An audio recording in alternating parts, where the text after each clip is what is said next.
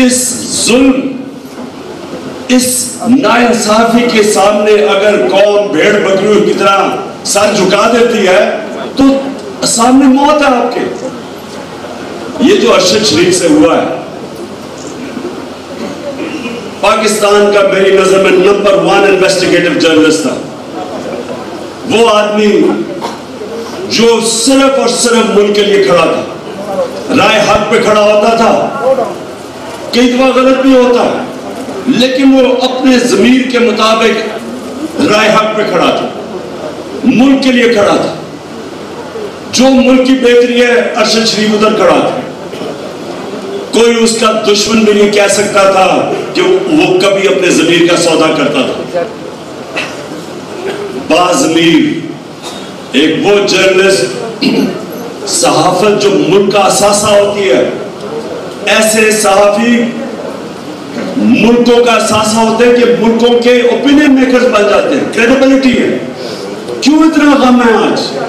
मैंने कभी पाकिस्तान में किसी सहाफी के इस तरह, और भी सहाफी कत्ल हुए हैं पाकिस्तान में, लेकिन मैंने कभी इस तरह का रंज और दुख पाकिस्तान में नहीं देखा, और गुस्सा जो अरशद शरीफ पे हुआ, क्योंकि सारा पाकिस्तान जानता था, इसके मुखालिफ भी जानते थे कि वो एक दलेर, नाडर, एक सच्चा, एक मुहिब्बे वतन पाकिस्तानी था, और उसने जान अपनी दी और शहादत ली। हर किसी को हम शहीद कह रहे थे कि फलाना शहीद है, ये शहीद है, एक्सीडेंट में मरता शहीद है।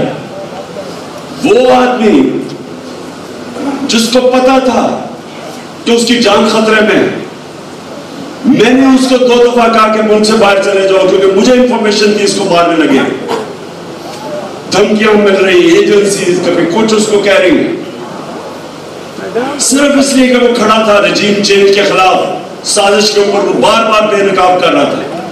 हुक्म आते थे जी नामालूम नंबर से कि ये ना करो तुम्हें ये कर देंगे, पता था। फिर घर में उसको धमकियां दी उन्होंने, फिर उसको हमने मुल्क से बाहर निकाला, फिर दुबई के ऊपर पहुंच गया उसके पीछे कि दुबई से इसको वापस भिजवाया जाए। उधर से वो कीनिया गया और वहां भी इन्होंने उसका पीछा ना छोड़ा। वो लोग जो चाहते हैं कि हम ये चोरों को एक्सेप्ट कर बैठे, और ये जो इन्होंने जुल्म किया पाकिस्तान से, चोरों को पहले ऊपर ले उठाया, उन्होंने इस मुल्क की माइशत का बेड़ा गर्क करके रख दिया। आज पाकिस्तान की क्रेडिट रेटिंग माइनस पे चली गई है। चाहे मूडी देखो, चाहे फिच देखो, कर्जा आपको देने के लिए तैयार नहीं है पाकिस्तान को। कर्जे हम वापस कर नहीं सकते, रुपए पे प्रेशर आगे, तबाही नजर आ रही है, इंडस्ट्री बंद हो रही है, किसानों सड़कों पे। कौन सी क़यामत थी जो इससे पहले क्या हो रहा था 6 महीने पहले? पाकिस्तान की इकोनॉमिक सर्वे के मुताबिक जो इन्होंने पब्लिश किया है, पाकिस्तान की तो 17 साल में बेहतरीन ग्रोथ रेट हो रही थी। इन चोरों को ऊपर बैठाया, मुल्क का बेड़ा गर्क कर दिया, और सिर्फ एक काम किया कि 1100 अरब रुपए के करप्शन के जो केसेस थे वो दिन ब दिन अपने खत्म करते जा रहे हैं। आए थे अपने चोरी खत्म करने के लिए। मेरे ऊपर 3.5 साल एक बस मेरे ऊपर ब्लैकमेल हो रहा था कि मैं किसी तरह इनको एनआरओ दे दूं, और मेरी सारी स्टेटमेंट्स पढ़ते हैं। मैंने कहा मैं जो भी मर्जी हो जाए मैं तुम्हें एनआरओ नहीं दूंगा, और इसलिए नहीं दूंगा कि मैं मुल्क से गद्दारी करूंगा, मैं अपने अल्लाह से गद्दारी करूंगा।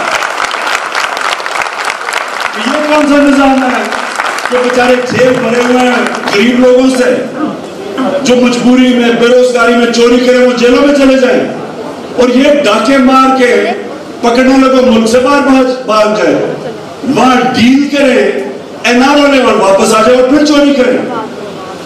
इसके सुनने मेरी बात, मेरे मौला का हुक्म है कि तुम्हारे से पहले, मेरे मौला ने कहा कि मेरी जमीन पे निकल के देखो, कुरान में क्या कितनी कौमें तबाह हुई जो मेरे हुक्म पे नहीं चली। उसका हुक्म है अमर बिल मारूफ व नही अनिल मुनकर, हक और सच के साथ खड़े हो। और बदी का मुकाबला करो, उसके खिलाफ खड़े हो। हुक्म है उसका, अल्लाह का। कहीं उसने नहीं कहा, अरे बस बस बस बस, कहीं उसने नहीं कहा कि जी मैं आप न्यूट्रल रह लो। न्यूट्रल रहने की इजाजत नहीं दी उसने किसी को। या एक तरफ खड़े हो या जाओ चोरों के साथ। और हमें यहां कहा गया कि जी हम न्यूट्रल हैं, ताकत आपके पास है और हम न्यूट्रल हैं। ये इस तरह है कि आपके घर ये बिल्कुल वैसे है कि मेरे घर पे डाका पड़ जाए और चौकीदार कहे जी मैं न्यूट्रल हूं, मैं कुछ नहीं कर सकता। उनके ऊपर डाकुओं को बिठा के और कहें जी हम तो जी न्यूट्रल हैं। इसलिए मेरी कौन सुन लो, ये मौका, ये आप इस वक्त मेरी कौम ने अगर इस जुल्म के सामने ना खड़ी हो, ये आपकी बर्बादी है। मैं परसों से कदम बढ़ा रहा हूं। देखिए, जो चीज अल्लाह कुरान में कहता है, जो मेरे नबी सल्लल्लाहु अलैहि वसल्लम जितनी भी उनकी सुन्नत है, वो चलते फिरते कुरान थे। कुरान के अंदर वाज़ेह एक चीज, अल्लाह ने इंसान को कहा है कि जुल्म और नाइंसाफी का मुकाबला करो। उसको जिहाद कहते हैं। सारे अल्लाह के पैगंबर, जो भी अल्लाह ने पैगंबर भेजा, वो सारे जुल्म के सामने खड़े हुए थे। हजरत मूसा फिरौन के सामने, हजरत इब्राहिम नमरूद के सामने, हजरत ईसा रोमन इंपीरियलिज्म और यहूदी एलीट के सामने खड़े हुए थे। आम आदमी के लिए खड़े हुए थे। नबी सल्लल्लाहु अलैहि वसल्लम कुरैश के कुफार के सामने खड़े हुए थे।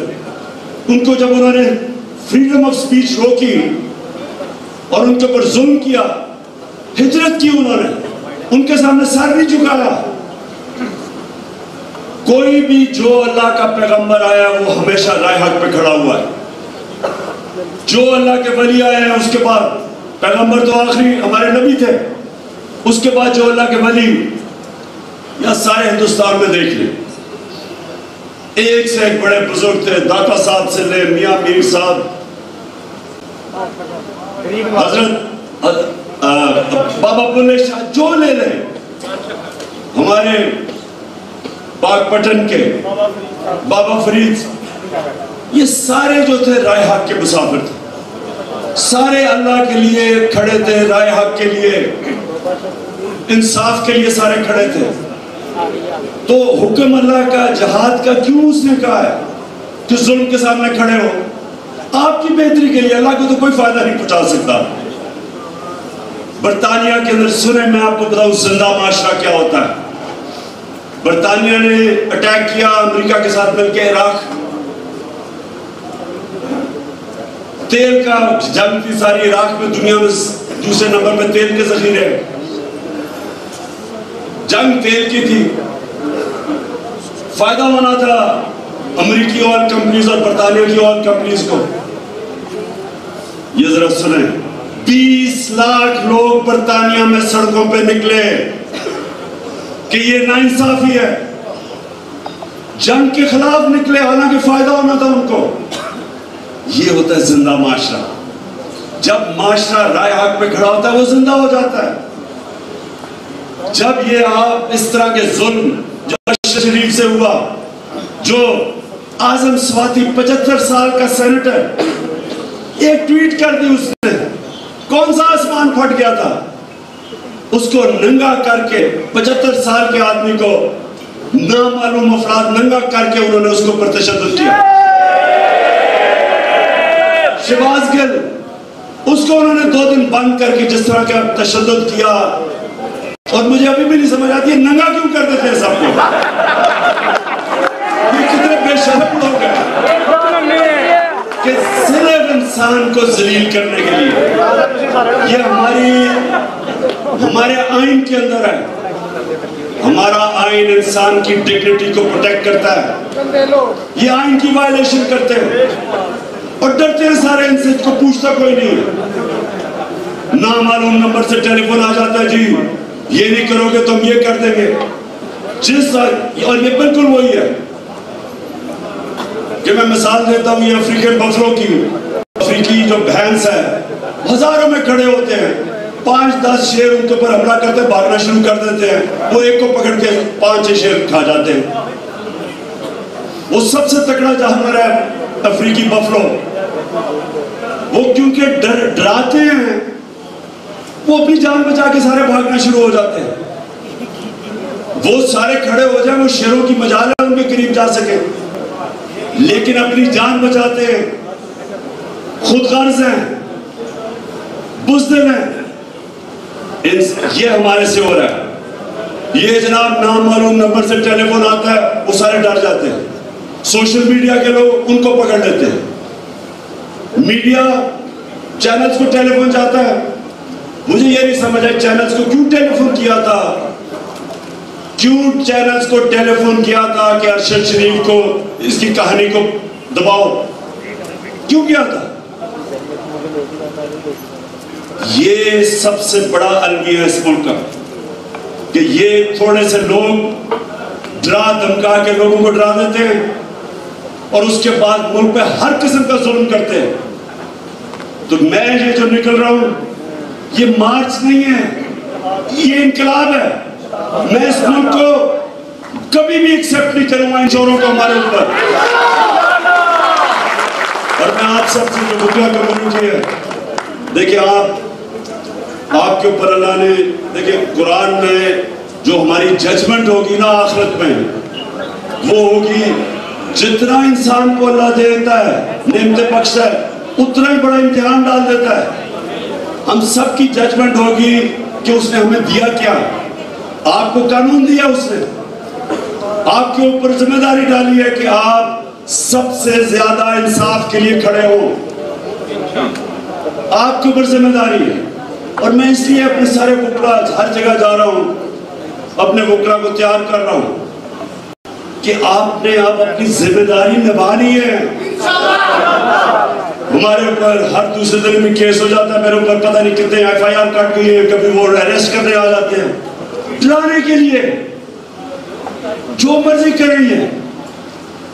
हमारे अंदर जिस वक्त वो जज्बा आ गया कि एक हम वो भैंसों की तरह भागेंगे नहीं, खौफ से किसी को पीछे छोड़ जाएंगे ताकि खा जाए। एक हमारे शहरी से नाइंसाफी हुई, सारी कौम उसके साथ खड़ी होगी। जब ये करेंगे ये मुल्क उठ जाएगा, तब उठेगा। जब इस मुल्क में इंसाफ कायम कर दिया, इसमें खुशहाली भी आ जाएगी, इसमें खुशहाली भी तब आएगी। रूल ऑफ लॉ मदीना की रियासत में पहले इस्टेब्लिश किया गया, फिर खुशहाली आई। पहले खुशहाली नहीं आई, पहले इंसाफ आया, फिर खुशहाली आई। जो भी मुल्क आपके सामने, स्विट्जरलैंड, स्कैंडिनेविया, ये आपके सामने मुल्क, इनकी मिसालें जायदाद और पाकिस्तानी रहते हैं, पूछे उनसे।